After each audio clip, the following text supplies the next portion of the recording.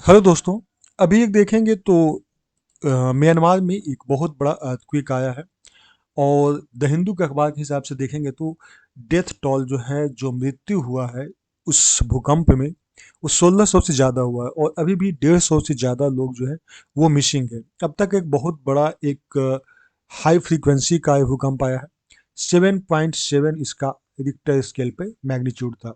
कुछ देर बाद दोबारा आया तो 6.7 मैग्नीट्यूड का रिक्टर स्केल पे आया। ये दोनों जो है 7+ जैसे आता है वो डिजास्टर का रूप ले लेता है, बहुत ही भीषण आपदा का रूप ले लेता है। जिसको देखा गया है कि अभी तक 1600 से ज़्यादा लोग का मृत्यु हो चुका है, 150 लोग को अभी भी बॉडी मिसिंग है, पता नहीं चल पा रहा है। और लगभग 3,500 से ज़्यादा लोग जो है अभी भी इंजर्ड है।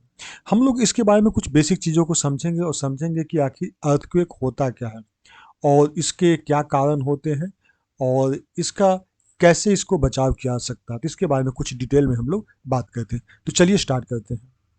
तो दोस्तों हम लोग अब बात करते हैं भूकंप के बारे में, जो म्यांमार में आया 7.7 मैग्नीट्यूड का। आखिरकार भूकंप होता क्या है?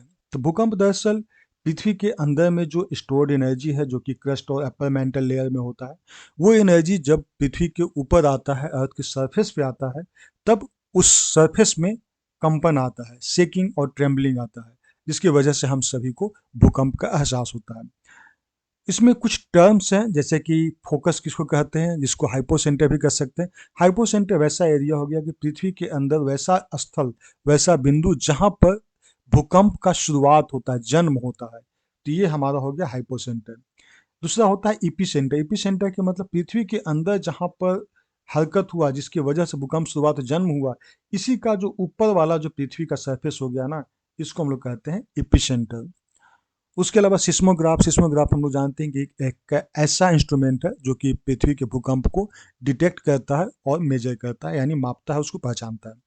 आइसोसिस्मिक लाइन हम लोग वैसे लाइन को कहते हैं जहाँ पे सेम इंटेंसिटी का भूकंप देखने को मिलता है। अब हम लोग बात करते हैं कुछ सेस्मिक वेव किस प्रकार के होते हैं। तो सेस्मिक वेव मुख्य रूप से 3 प्रकार का होते हैं। पहला को कहते हैं प्राइमरी वेव, जो कि सबसे फास्टेस्ट होता है और ये सॉलिड, लिक्विड और गैस तीनों में चलता है। दूसरा जो है सेकेंडरी वेव, ये थोड़ा स्लो है, माने प्राइमरी वेव की तुलना में ये थोड़ा स्लो है और ये चलता है सॉलिड में सिर्फ, और जिसकी वजह से काफ़ी ज़्यादा डैमेज होता है।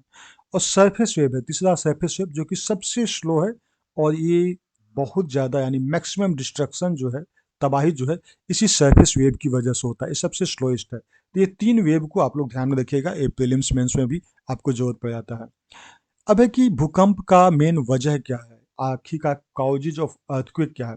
हम लोग सभी जानते हैं कि पृथ्वी का जो पूरा लेयर है वो कई सारे प्लेट्स में बना हुआ है। आप इसको प्लेट टेक्टोनिक थ्योरी जब पढ़ेंगे तो उसमें पता चलेगा। उस तरह से टोटल 7 प्लेट में 7 मेजर प्लेट्स हैं, उसके अलावा कई सारे माइनर प्लेट्स भी हैं।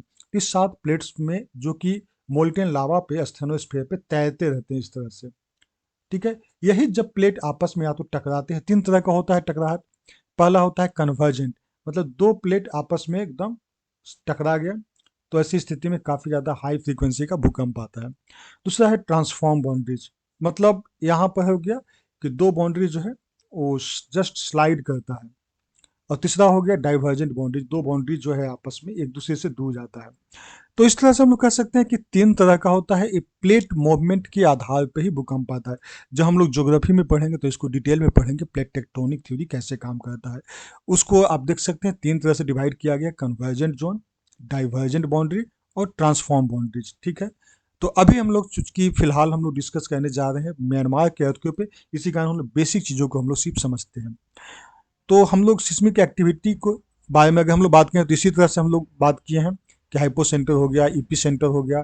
कैसे प्लेट्स होते हैं, 2 प्लेट्स होते हैं, एक लिथोस्फीयर इधर का प्लेट हो गया, अब एक इधर का प्लेट हो गया, 2 प्लेट आपस में टकराते हैं। तब जब ज़्यादा जोर से टक्कर होता है तो पृथ्वी का लेयर को फाड़ देता है और ऊपर जो निकलता है, जो मोल्टेन अंदर का जो मटेरियल है, जो एस्थोनोस्फीयर का मटेरियल है, वो ऊपर निकलता है, जिसको हम लोग कहते हैं कि लावा निकला है। तो ये बेसिक इसका जो है कारण है। अब है कि आखिरकार म्यांमार में जो एक्सपीरियंस हुआ भूकंप का, उसका वजह क्या था। तो यहाँ पर टेक्टोनिक सेटिंग की बात करें तो म्यांमार जो है 3 मेजर टेक्टोनिक प्लेट के जंक्शन पे म्यांमार सिटी बसा हुआ है, म्यांमार देश बसा हुआ है। जिसमें पहला है इंडियन प्लेट, यूरेशियन प्लेट और बर्मा प्लेट, ये तीनों प्लेट है। और तीनों जो है, जो इंडियन प्लेट नॉर्थवर्ड मूव किया, यानी उत्तर की ओर, यूरेशियन प्लेट दक्षिण की ओर मूव किया और बर्मा प्लेट जो ईस्ट की ओर मूव किया, जिसकी वजह से अर्थक्वेक आया और काफ़ी ज़्यादा हाई फ्रीक्वेंसी का आया, 7.7 मैग्नीट्यूड का आया।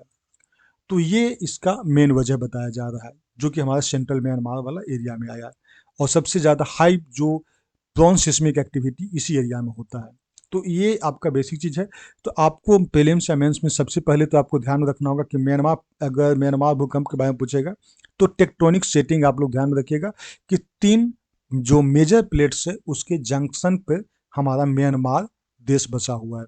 और वो कौन-कौन सा है? Indian plate, Eurasian plate, Burma plate. ठीक है? और इसके बारे में बाकी सब डिटेल में आप ज्योग्राफी जब क्लास होगा उसमें आप लोग देखेंगे। तो thank you, thanks for watching.